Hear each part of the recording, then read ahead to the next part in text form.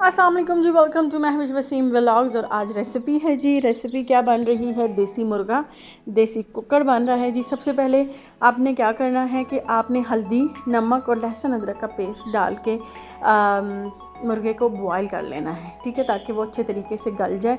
फिर आपने एक अलग पतीले में या अलग कढ़ाई में प्याज लेने हैं। प्याज को जब आप ब्राउन कर लेंगे अच्छे तरीके से, बीच में हल्का सा पानी डाल के आपने साथ लहसुन अदरक का पेस्ट डाल देना है।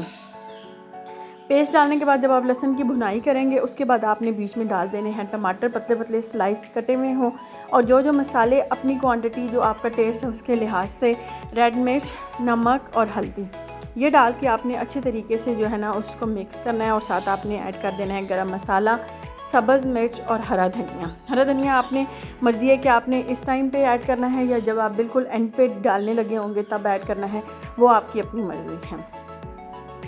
फिर आपने जी साथ ऐड कर देना है साबुत गरम मसाला, नहीं पिसा हुआ गरम मसाला ऐड करना है।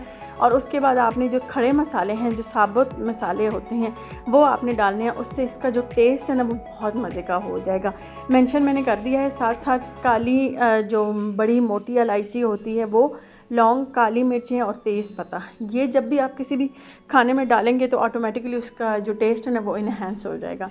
जब सालन अच्छे तरीके से मसाला बन जाएगा, फिर आपने क्या करना है कि चिकन को इसमें ट्रांसफ़र करके अच्छे तरीके से भूनना है, ठीक है। बहुत ओवर कुक भी नहीं करना है इसको कि जो है वो बिल्कुल गल के बोटियाँ जो हैं वो साथ से गिरने लग पड़े। फिर आपने यखनी वो वाली डालनी है जो आपकी मुर्गे में से बची है, वो यखनी डाल के आपने गरम मसाला डाल के और इसको दम पे लगा देना है। 10 मिनट के बाद मज़ेदार सी आपकी देसी मुर्गे का जो सालन है वो आपका तैयार हो जाएगा। रेसिपी पसंद आई हो तो लाइक, शेयर और सब्सक्राइब ज़रूर कीजिएगा। कल तक की वीडियो के लिए अल्लाह हाफ़िज़।